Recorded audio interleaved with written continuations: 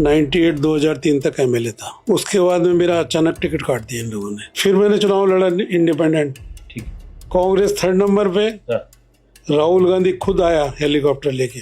उस आदमी ने मेरा टिकट कटवाया जिस आदमी की पिता की मैंने सेवा की। जब सीताराम केसरी के खिलाफ चुनाव लड़ना था तो मेरे पास रात को ही फोन आया 10-11 बजे कि अशोक क्या कर रहा है। मैंने कहा सोने की तैयारी कर रहा हूँ सब, और तो क्या।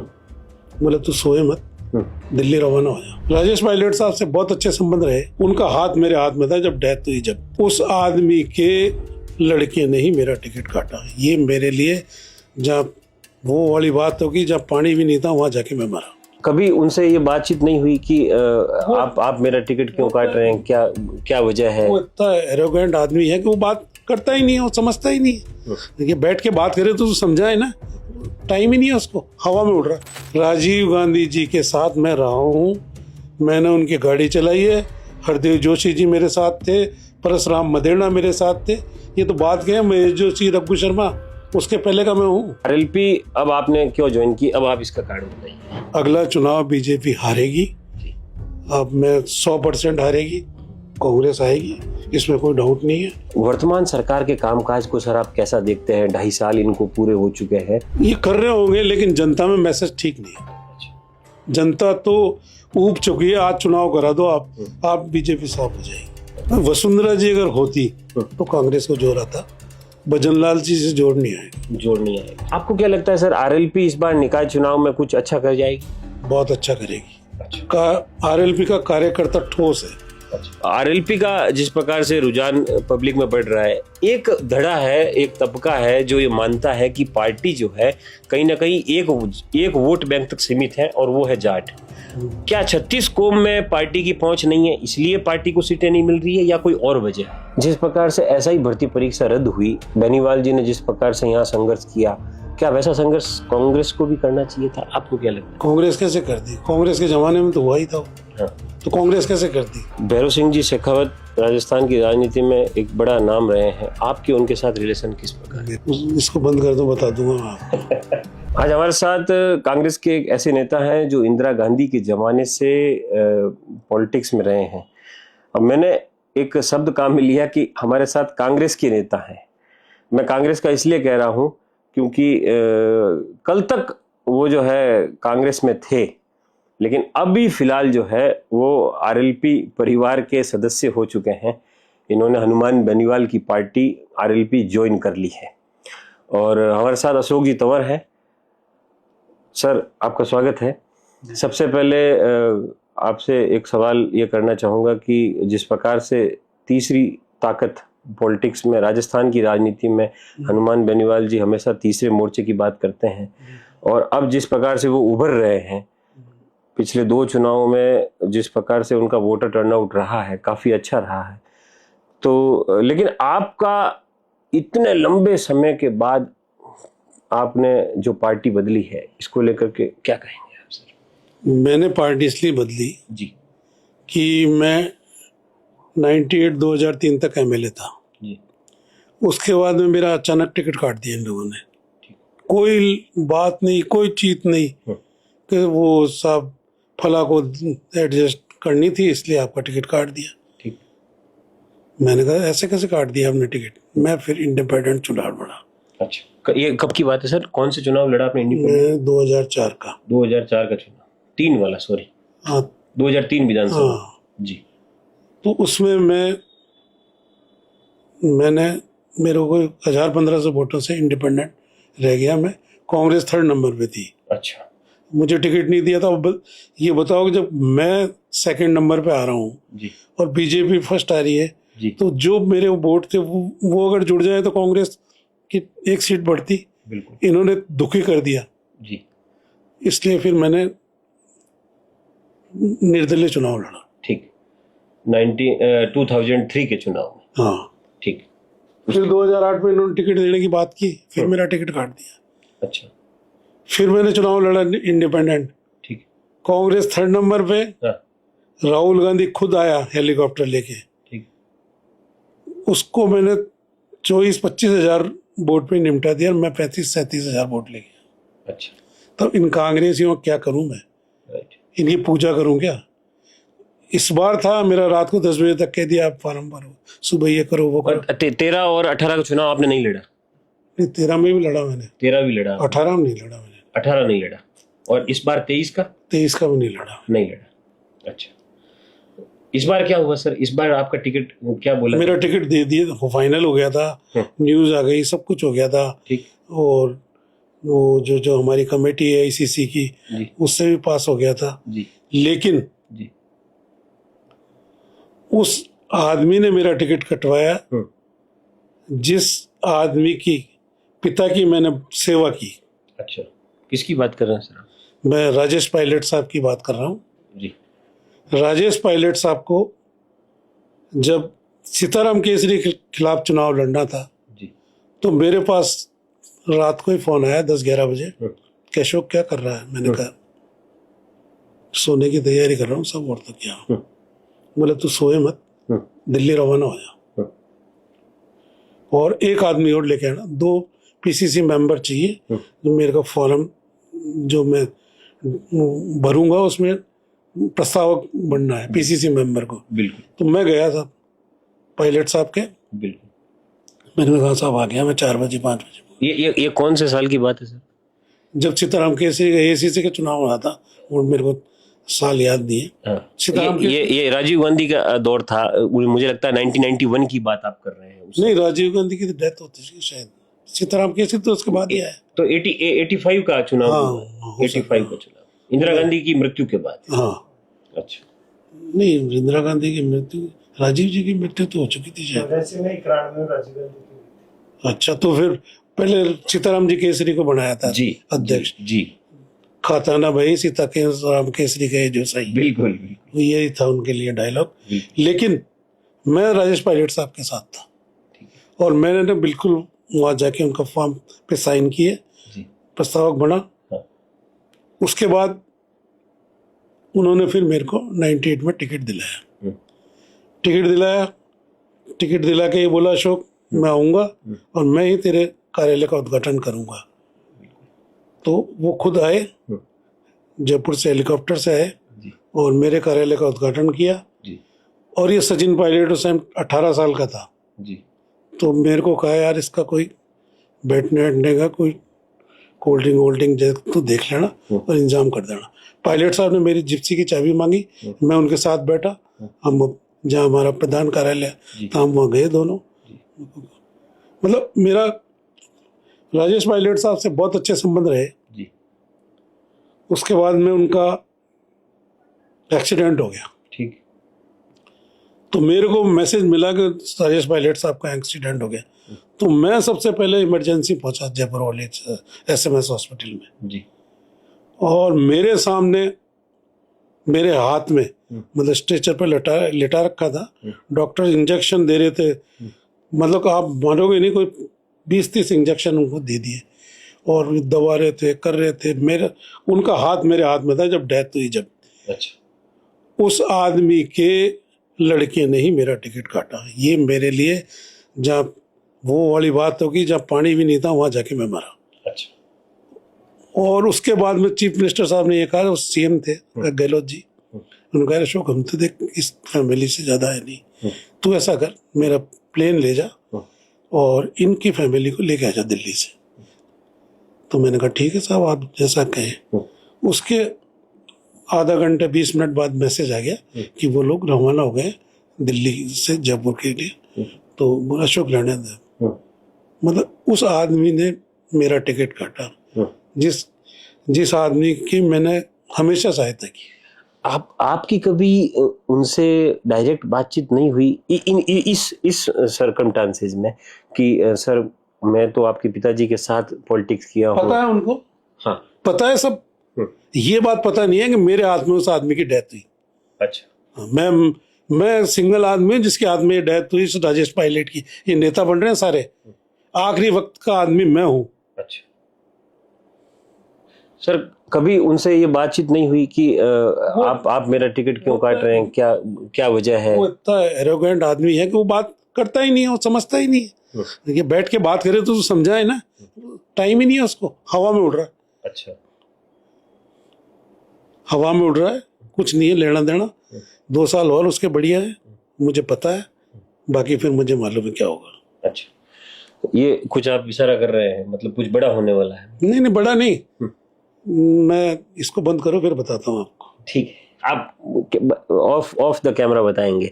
चलिए कोई बात नहीं। एक और सवाल है सर, जिस प्रकार से कांग्रेस में ग्रुपिज्म है, एक पायलट गुट अलग है, सीपी जोशी गुट अलग है, और अशोक गहलोत गुट अलग है, क्या लगता है कांग्रेस राजस्थान के अंदर किस प्रकार से वापस, क्योंकि आपके छोड़ने की वजह भी कहीं ना कहीं यही रही होगी। मेरी तो वजह यही है कि इनका क्या भरोसा कि मतलब बारात जाए बीननी बैठ, वो बीन बैठे बीननी भाग जाए, वो स्थिति मेरे साथ ये कर दे फिर दोबारा, तो मैं क्या करूंगा इनका, बताइए आप। कभी सर आप राहुल गांधी से मुखातिब हुए हैं? राहुल गांधी तो मिलता ही नहीं है, वो असम वाला बेचारा चला गया इंतजार करके, नहीं तो असम वाला जाता कि चीफ मिनिस्टर, उनको टाइम ही नहीं, वो जानते नहीं आदमी की कीमत। राजीव गांधी जी के साथ मैं रहा हूँ, मैंने उनकी गाड़ी चलाई है, हरदेव जोशी जी मेरे साथ थे, परशुराम मदेरणा मेरे साथ थे, ये तो बात क्या है, महेश जोशी, रघु शर्मा, उसके पहले का मैं हूँ। आपको तो फोटो दिखा दूंगा कभी, आप आ जाना मेरे पास। अच्छा, अब आज के राजनीतिक घटनाक्रम की बात करते हैं सर। आरएलपी अब आपने क्यों ज्वाइन की, अब आप इसका कारण बताइए। बीजेपी में भी जा सकते थे आप। नहीं, बीजेपी का तो अगला चुनाव बीजेपी हारेगी, अब मैं 100% हारेगी, कांग्रेस आएगी, इसमें कोई डाउट नहीं है। लेकिन मुझे ये डाउट था कि ये फिर वही गड़बड़ी करेंगे, इसलिए मैंने कहा काना मामा ही ठीक है, अपने तो जो भी है उस पार्टी से ही करेंगे। इनका कोई भरोसा नहीं कब धोखा दे जाए, इनका कोई भरोसा नहीं, कोई भरोसा नहीं इनका।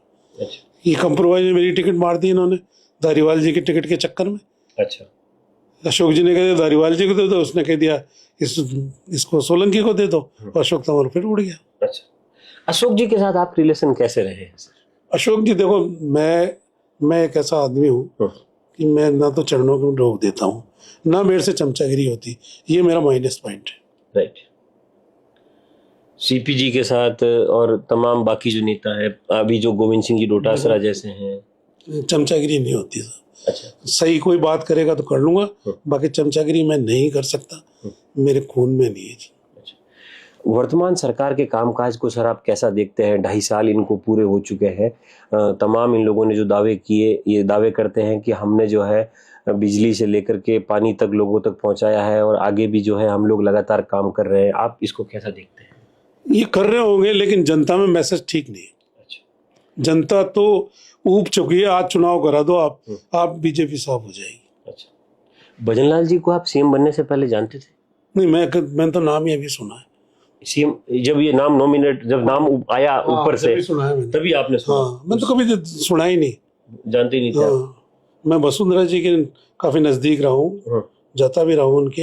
अच्छा, लेकिन इनको कभी नहीं देखा। कभी नहीं देखा। अच्छा, ये एक जो पॉलिटिक्स बीजेपी ने शुरू की है कि जो तीनों स्टेट थे वहाँ सीएम बदले। रमन सिंह जी को छत्तीसगढ़ से हटाया, वो 15 साल तक सीएम रहे थे।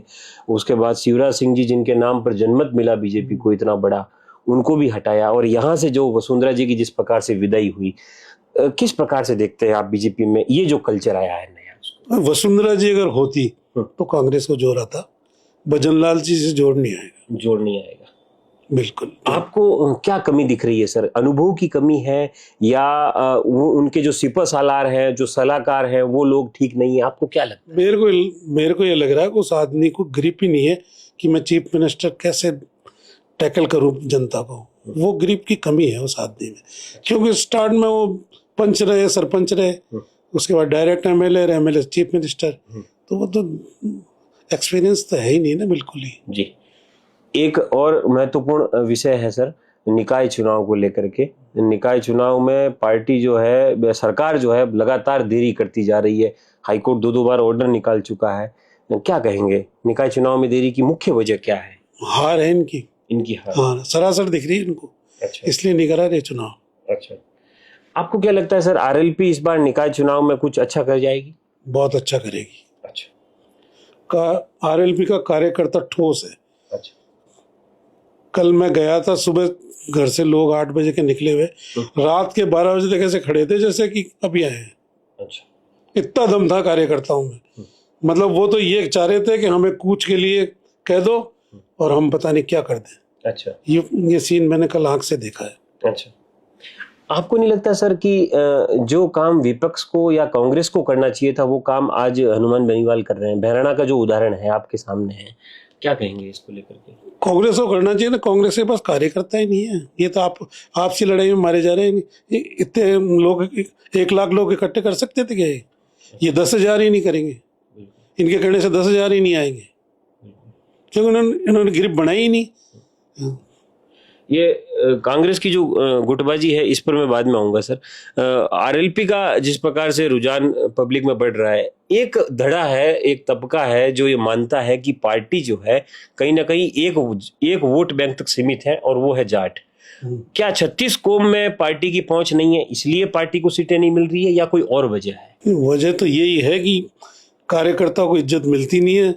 नहीं, मैं आरएलपी की बात कर रहा हूँ। आरएलपी 18 का चुनाव लड़ी और 23 का भी चुनाव लड़ी। 18 के चुनाव में पार्टी को 3 सीटें मिली, मेड़ता सिटी, खींवसर और भोपालगढ़। लेकिन इस बार के चुनाव में पार्टी पूरी तरह साफ हो गई। एक खींवसर की सीट जीती, उस पर भी उपचुनाव हुआ, उसमें उन्होंने अपनी पत्नी को टिकट दिया और पत्नी चुनाव हार गई। कार्यकर्ताओं में एक मैसेज है, मैं आरएलपी के कार्यकर्ताओं से जब मिलता हूं तो कार्यकर्ताओं में मैसेज है कि वो एक परिवारवाद का जो तमगा कांग्रेस पर लगता है वो कहीं ना कहीं हनुमान जी पर भी, क्योंकि उससे पहले नारायण जी वहां से सांसद एमएलए बने खींवसर से, उसके बाद उन्होंने अपनी पत्नी को टिकट दे दिया, बीच में मौका आया तो खुद फिर से चुनाव लड़ लिए। क्या ये लगता है सर? वो उन्होंने गलतियां तो की है और लोगों के दिमाग में एक वही तो जाटों की पार्टी है, उसके अलावा दूसरों की नहीं है जी। लेकिन अब वो चेंज है उसमें। अब काफी लोग आरएलपी के साथ जुड़ रहे हैं और जाति समाज के लोग भी। पहले तो नई पार्टी थी, टाइम तो लगता ही है। संगठन का विस्तार नहीं होना भी क्या एक बड़ी वजह है इनकी जीत नहीं पाने का? इनकी आपसी लड़ाई है, इनकी आपसी लड़ाई कांग्रेस की। अच्छा। एक शिकायत हमेशा से बेनीवाल जी ने करी है कि मैंने लोगों को नेता बनाया लेकिन लोग दूसरी पार्टियों में चले गए। कुछ उदाहरण भी है, जैसे रेवत राम डांगा का वो उदाहरण देते हैं जो अभी खींवसर से एमएलए हैं। उसके अलावा उमेदाराम बेनीवाल के बारे में वो कहते हैं जो कांग्रेस में चले गए और वहां से सांसद बन गए, क्योंकि उन्होंने कहा कि नेता मैंने बनाया, जनता से बातचीत करनी मैंने सिखाई, सड़कों पे उतरना मैंने बस सिखाया, लेकिन अब वो किसी और पार्टी की गोद में जाके बैठ गए। कितनी सच्चाई तो है? सच्चाई है, उन्होंने तैयार किया तो गमले में पौधे उन्होंने लगाए, पेड़ कहीं जाके लग गया। इस बात को आप मानते हैं? मैं मानता हूँ इस बात को। तैयार तो उन्होंने किया, गमले में पौधा लगा के, और पेड़ बना था दूसरी जगह जाके बैठ गया। जी। जिस प्रकार से ऐसा ही भर्ती परीक्षा रद्द हुई, बेनीवाल जी ने जिस प्रकार से यहाँ संघर्ष किया, क्या वैसा संघर्ष कांग्रेस को भी करना चाहिए था? आपको क्या लगता है? कांग्रेस कैसे करती इसको? कांग्रेस कैसे करती? कांग्रेस के जमाने में तो हुआ ही था वो। हाँ। तो कांग्रेस कैसे करती? अच्छा। बेनीवाल जी तो के टाइम में थोड़ी हुआ था, बेनीवाल जी के टाइम में होता तो वो कैसे अपोज करते? बिल्कुल। लेकिन भर्ती रद्द करने के पक्ष में तो बीजेपी भी नहीं थी। कोर्ट ने जो टिप्पणी की, हाई कोर्ट ने कहा कि आपको भर्ती रद्द कर देनी चाहिए थी, ये मामला कोर्ट तक आना ही नहीं चाहिए था। इन्होंने कमेटी भी बनाई, और लेकिन वो कमेटी के अंदर एक मंत्री ऐसे थे जिन्होंने इस भर्ती को रद्द करने की सिफारिश की, और वो थे किरोड़ी लाल जी मीणा। उसके अलावा और कोई जो है मंत्री ने उसमें सिफारिश नहीं की। तो क्या सरकार की मंशा भी नहीं थी भर्ती को रद्द करने? झगड़े में नहीं पड़ना चाहते थे। अच्छा। ये लोग जो बाकी लोग थे वो झगड़े में नहीं पड़ना चाहते थे, अपना वोट नहीं खराब करना चाह रहे थे। अच्छा। इसकी यही वजह, और तो क्या वजह हो सकती है? भैरव सिंह जी शेखावत राजस्थान की राजनीति में एक बड़ा नाम रहे हैं, आपके उनके साथ रिलेशन किस प्रकार? मेरे रिलेशन कभी नहीं। भैरव सिंह जी के साथ कभी? मैं कभी नहीं गया। अच्छा। इसको बंद कर दो, बता दूंगा मैं आपको। तो ये थे हमारे साथ आरएलपी के नए नवेले और कांग्रेस के पूर्व दिग्गज अशोक तंवर जी, जिन्होंने बताया कि किस प्रकार से आरएलपी अब धीरे धीरे जो है प्रदेश के अंदर अपने पांव जमाती जा रही है, और बहुत जल्द जो है अधिकांश सीटों पर जो है अब आरएलपी के उम्मीदवार जो है जीतते हुए नजर आएंगे। अब देखना यह है कि निकाय चुनाव में पार्टी कैसा प्रदर्शन करती है, और स्वयं अशोक जी जब अब आरएलपी ज्वाइन करते हैं तो इनका जो एक अनुभव है उसका लाभ पार्टी को कैसे मिलता है। लक्ष्मी नारायण के साथ राकेश चौधरी, जयपुर।